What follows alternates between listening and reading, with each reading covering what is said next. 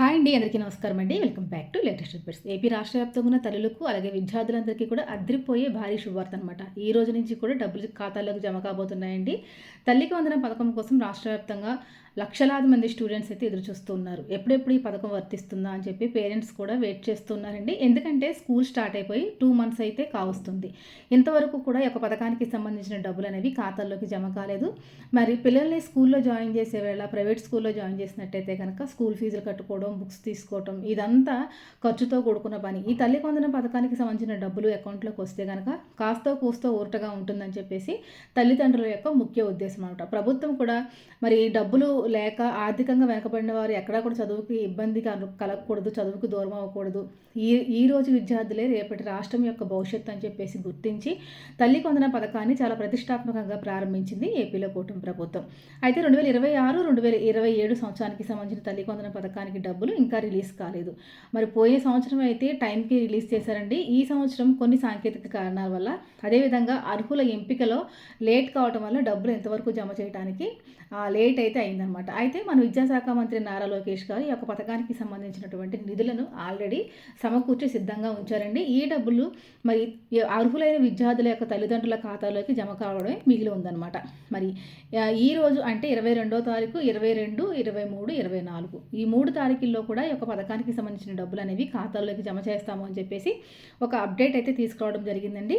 మరి వీడియోలోకి వెళ్ళి డీటెయిల్ సమాచారం తెలుసుకుందాము. తల్లికి వందనం స్టేటస్ అనేది ఏ విధంగా చెక్ చేసుకోవాలి, ఈ రోజు గవర్నమెంట్ డబ్బులు రిలీజ్ చేసిన తర్వాత మరి మన ఖాతాలోకి డబ్బులు అనేవి వస్తాయా లేదా, లేకపోతే ఒకవేళ డబ్బులు రాకపోతే మనం ఏ విధంగా చెక్ చేసుకోవాలి, మరి ఎలాంటి నిర్ణయాలు అయితే తీసుకోవాలన్న పూర్తి సమాచారం ఈ రోజు డీటెయిల్గా తెలుసుకుందాము. వీడియోని ఎక్కడ స్కిప్ చేయకుండా ఫస్ట్ నుంచి చివరి వరకు చూడండి. ఎవరైనా కనుక మన ఛానల్ ఫస్ట్ టైం చూస్తూ ఉంటే తప్పకుండా ఛానల్ సబ్స్క్రైబ్ చేసుకోండి. వీడియోకి ఒక చిన్న లైక్ చేసేయండి. ఇక లేట్ చేయకుండా వీడియోలోకి వెళ్ళిపోదామండి. ఆంధ్రప్రదేశ్ ప్రభుత్వం అమలు చేస్తున్న తల్లికి వందనం పథకానికి సంబంధించి రాష్ట్ర వ్యాప్తంగా లబ్ధిదారుల ఎంపిక ప్రక్రియ అనేది చాలా వేగంగా కొనసాగిందండి. ఈ పథకం కింద అర్హులైన విద్యార్థుల యొక్క తల్లుల బ్యాంకు ఖాతాలో ప్రతి సంవత్సరం కూడా ప్రభుత్వం ఆర్థిక సహాయం అనేది జమ చేస్తుంది. అయితే చాలామంది తల్లిదండ్రులకు తమకు ఈ పథకం వర్తిస్తుందా, తమ పేరు అర్హుల జాబితాలో ఉందా లేదా, మరి ఈరోజు గవర్నమెంట్ డబ్బులు రిలీజ్ చేస్తే డైరెక్ట్గా మన ఖాతాలో పడతాయా లేదా అనే సందేహాలతో ఉన్నారు. ఇప్పుడు మీ సందేహాలన్నిటి కోసం కూడా సమాధానం అనేది ఈ వీడియోలో డీటెయిల్గా అర్థమవుతుంది. వీడియో చివరి వరకు చూడడానికి ట్రై చేయండి. మీరు ఈ యొక్క అర్హుల లిస్టులో ఈ యొక్క అర్హుల జాబితాలో మీ పేరు ఉందా లేదా అని చెప్పేసి మీరు సచివాలయాలకి లేదా పాఠశాలలకు వెళ్ళాల్సిన పని లేదండి. కేవలం మీ చేతిలో ఉన్న ఫోన్ ద్వారానే కొన్ని నిమిషాల్లోనే ఎలిజిబిలిటీ స్టేటస్ అనేది చెక్ చేసుకోవచ్చు అనమాట. మరి అది ఏ విధంగా చెక్ చేసుకోవాలని చెప్పి ఒకసారి చూద్దాము. పాఠశాల విద్యాశాఖ అందుబాటులో ఉంచిన అధికారిక పోర్టల్ ద్వారా ఆధార్ నెంబర్ సహాయంతో మీ దరఖాస్తు స్థితి, అర్హత, వ్యాలిడేషన్ వివరాలు ఆన్లైన్లో చెక్ చేసుకునే అవకాశం కల్పించింది ఏపీ ప్రభుత్వం. ఈ వెబ్సైట్ ద్వారా మీరు బయటకు వెళ్ళే పని లేకుండా చేతిలో మీ దగ్గర ఉన్న మొబైల్ ద్వారానే మీరు వెంటనే తెలుసుకోవచ్చు అనమాట. తల్లికి వందనం పథకానికి సంబంధించి 2026 ఈ యొక్క స్కీమ్ ద్వారా పిల్లలకి రాష్ట్ర వ్యాప్తంగా ఆంధ్రప్రదేశ్లో ఎవరైతే 1వ తరగతి నుంచి ఇంటర్ వరకు చదివే విద్యార్థులు ఎవరైతే ఉన్నారో వారందరికీ కూడా ఈ పథకం ద్వారా సంవత్సరానికి 15,000 రూపాయలు అందిస్తుంది ఏపీలో కూటమి ప్రభుత్వం. ఈ డబ్బులను కేవలం ఆధారంగా డైరెక్ట్గా డీబీటీ విధానంలో తల్లుల యొక్క బ్యాంకు ఖాతాలోకి జమ చేస్తుందన్నమాట. స్టేటస్ చెక్ చేసుకోవాలంటే మీరు ఆన్లైన్లో మొబైల్ యాప్ ద్వారా చెక్ చేసుకోవచ్చండి. కూటమి ప్రభుత్వం అధికారంలోకి వచ్చిన తర్వాత గతంలో అమలులో ఉన్న అమ్మఒడి పథకాన్ని మరింత విస్తరించింది. తల్లికి వందనం పేరుతో కొనసాగిస్తుంది. పేద కుటుంబాల్లోని పిల్లలు ఆర్థికంగా ఇబ్బందుల కారణంగా చదువు మానేయకుండా ఉండేందుకు ఈ పథకం రూపొందించబడింది. ప్రభుత్వ ఎయిడెడ్ గుర్తింపు పొందిన ప్రైవేటు పాఠశాలలో మరియు జూనియర్ కళాశాలలో చదువుతున్న అర్హులైన ప్రతి విద్యార్థి యొక్క తల్లి ఖాతాలో ప్రభుత్వం ప్రతి సంవత్సరం కూడా ఈ యొక్క 15,000 రూపాయలు జమ చేస్తూ వస్తుంది. ప్రస్తుతం ప్రభుత్వం గ్రామ వార్డు సచివాలయాల డేటా, విద్యాశాఖ రికార్డులు మరియు ఇతర అధికారిక సమాచారాన్ని ఆధారంగా తీసుకుని 6 స్టెప్ వెరిఫికేషన్ ప్రాసెస్ ద్వారా అర్హుల ఎంపిక యొక్క జాబితాను సిద్ధమైతే చేస్తుందన్నమాట.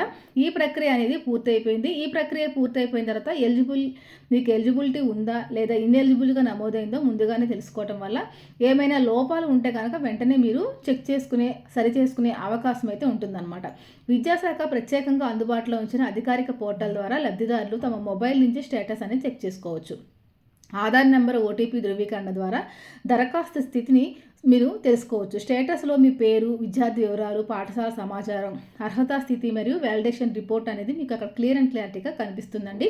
తల్లికి వందనం పథకం ద్వారా డబ్బులు నేరుగా బ్యాంకు ఖాతాల్లోకి జమ కావాలంటే కనుక కొన్ని ముఖ్యమైన అంశాలు, కొన్ని ముఖ్యమైన అప్డేట్స్ అనేవి తప్పనిసరిగా తల్లులు చేసుకోవాలన్నమాట. ఆధార్ కార్డు బ్యాంకు ఖాతాతో లింక్ అయి ఉండాలండి. అదేవిధంగా ఆధార్ సీడింగ్‌తో పాటు ఎన్‌పీసీఏ మ్యాపింగ్ అనేది యాక్టివ్‌గా ఉండేలాగా చూసుకోవాలి.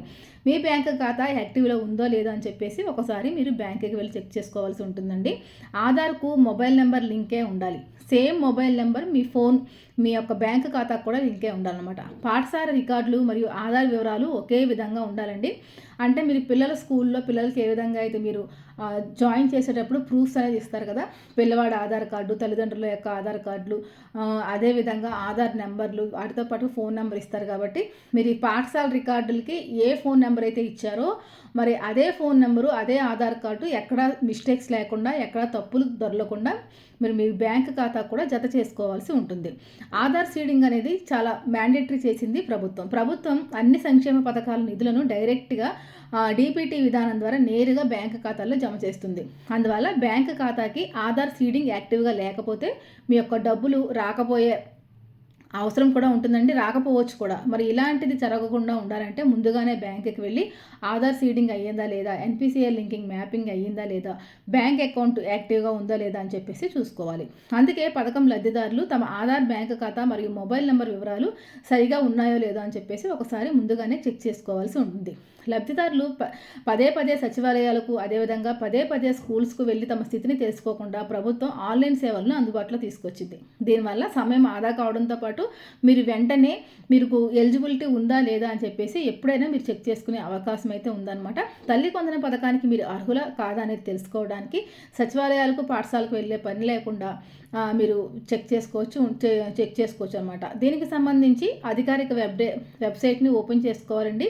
మీరు గూగుల్ క్రోమ్లోకి వెళ్ళిన తర్వాత అక్కడ www.tallikivandanam.in అనే వెబ్సైట్ని ఓపెన్ చేసి అక్కడ స్టేటస్ అనే పోర్టల్ని ఓపెన్ చేయాలి. తర్వాత అప్లికేషన్ స్టేటస్ అనే పోర్టల్ని ఓపెన్ చేసి హోమ్ పేజ్ ఓపెన్ అయిన తర్వాత మీకు అక్కడ వివిధ రకాల సేవలు అనేవి కనిపిస్తాయి. మీకు అక్కడ స్కీమ్ టైప్ ఎంపిక చేయండి. హోమ్ పేజీలో ఉన్న స్కీమ్ టైప్ లేదా సెలెక్ట్ స్కీమ్ ఆప్షన్పై క్లిక్ చేసుకోవాలి. అందులో కనిపించే జాబితా నుంచి తల్లికి వందనం పథకాన్ని ఎంపిక చేసుకోవాలి.